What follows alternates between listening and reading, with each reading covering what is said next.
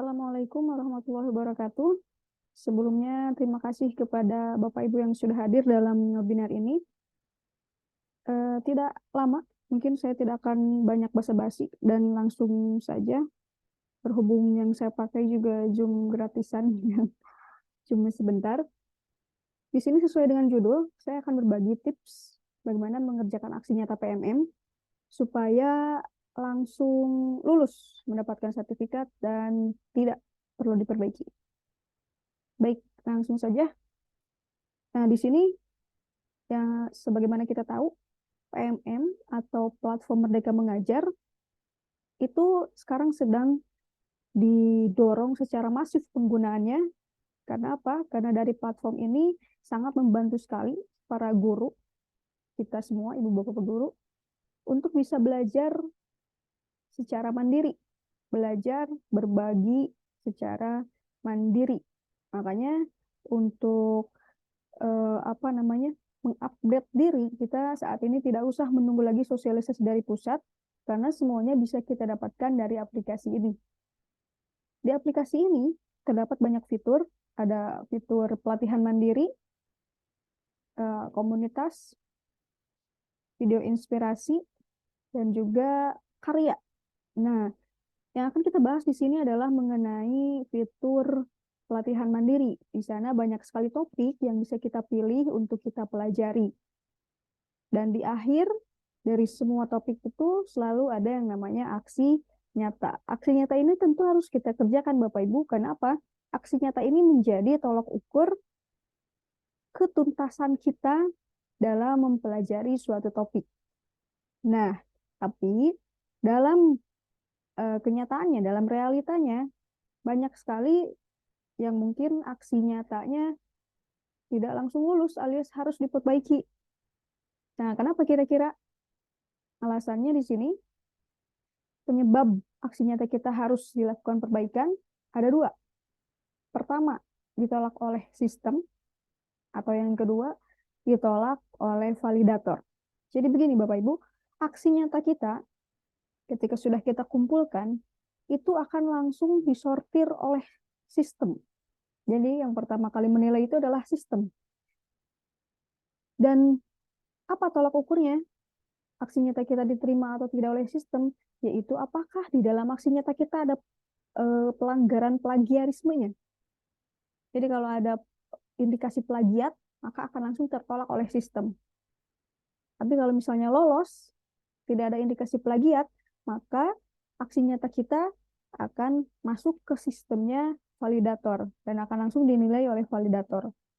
Apa saja yang dinilai oleh validator? Yang pertama, apakah aksi nyatanya sesuai? Jadi kalau tidak sesuai, maka akan dikembalikan kepada kita untuk diperbaiki.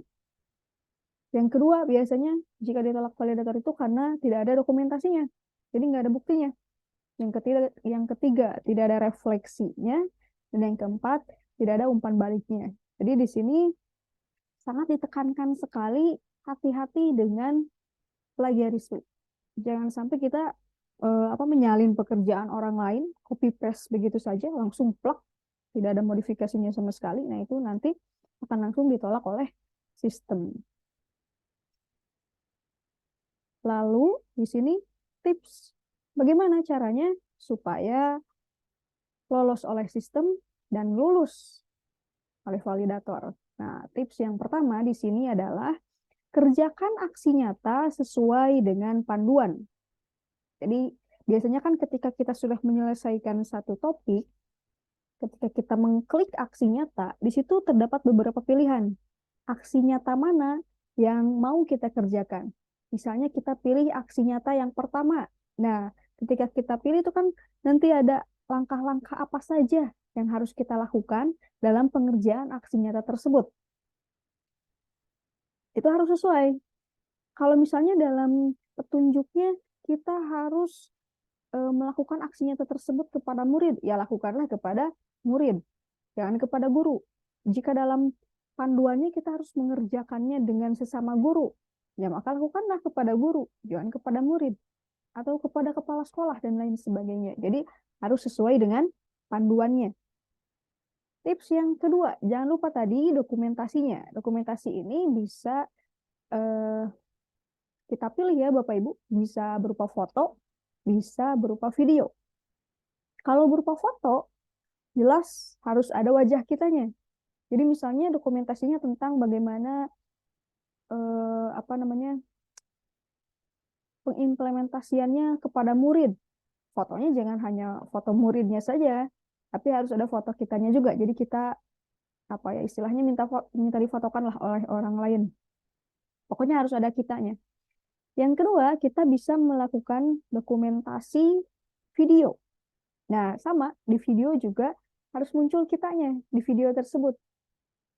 Dan yang kedua, dalam video tersebut harus menjelaskan situasi dan gambaran keadaan yang terjadi. Oke, itu tips yang kedua. Dokumentasinya diperhatikan, harus ada kitanya dan menggambarkan keadaan yang terjadi. Yang ketiga, nah ini Bapak Ibu jangan lupa umpan balik. Umpan balik itu di sini bisa 3 pilihan. Bisa berupa rekaman video, misalnya kita minta umpan balik dari murid atau dari rekan guru berupa video. Yang kedua bisa screenshotnya. Kalau screenshot biasanya ini jika umpan baliknya diminta menggunakan Google Form. Jadi Google Form-nya nanti kita screenshot. Dan yang ketiga bisa juga foto tulisan. Jadi kita minta umpan balik nih ke sesama guru atau ke murid misalnya. Mereka nulis, kita foto tulisannya. Nah ini yang sering kali terlewat biasanya. Bapak Ibu suka lupa untuk meminta umpan balik. Jadi umpan baliknya itu bisa berupa rekaman video, screenshot, atau foto tulisan. Terserah yang enak Bapak Ibu yang mana lah ya. Selanjutnya ini yang terakhir, refleksinya Bapak Ibu jangan lupa. Nah, refleksi ini harus memuat unsur 4P. P yang pertama adalah perasaan. Jadi ketika berefleksi Bapak Ibu utarakan bagaimana perasaannya setelah melakukan aksi nyata tersebut. P yang kedua adalah pengalaman. Nah, Bapak Ibu silakan setelah mengungkapkan bagaimana perasaannya, apakah setelah mengerjakan aksi nyata tersebut jadi senang, jadi bingung, atau jadi pusing. Terserah perasaannya bagaimana. Lalu ceritakan pengalamannya bagaimana setelah mengerjakan aksi nyata tersebut. Yang ketiga, P yang ketiga adalah pembelajaran. Di sana setelah mengungkapkan perasaan, menceritakan pengalaman, tuliskan juga bagaimana pembelajaran yang Bapak Ibu dapat. Dan yang keempat, P yang keempat adalah program tindak lanjut. Jadi setelah melakukan aksi nyata tersebut, program tindak lanjut apa yang akan Bapak Ibu lakukan. Nah itu ya, jadi ada 4 tipsnya Bapak Ibu. Yang pertama tadi, jangan lupa untuk mengerjakan aksi nyata sesuai panduan. Yang kedua, jangan lupa dokumentasi. Bisa berupa foto, bisa juga berupa video. Yang ketiga, umpan balik. Umpan balik ini bisa berupa rekaman video, bisa berupa screenshot, bisa berupa catatan. Dan yang terakhir, refleksinya. Nah, semua hal ini Bapak Ibu disatukan dalam satu file berbentuk PDF. Jadi kalau misalnya Bapak Ibu mengerjakannya dalam bentuk video, berarti nanti videonya diupload ke YouTube, link YouTube-nya tinggal dimasukkan ke PDF. Intinya semua ini ada dalam satu PDF. Oke, mungkin begitu tips yang bisa saya sampaikan. Kalau misalnya Bapak Ibu lakukan, insya Allah langsung lulus dan mendapatkan sertifikat. Kenapa saya begitu percaya diri? Karena pengalaman saya juga pengalaman saya juga seperti itu. Begitu ya. Mudah-mudahan sesuai dengan apa yang saya ucapkan tadi di awal.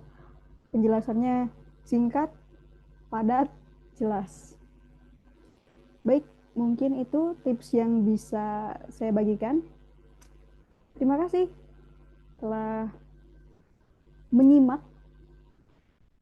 Wassalamualaikum warahmatullahi wabarakatuh.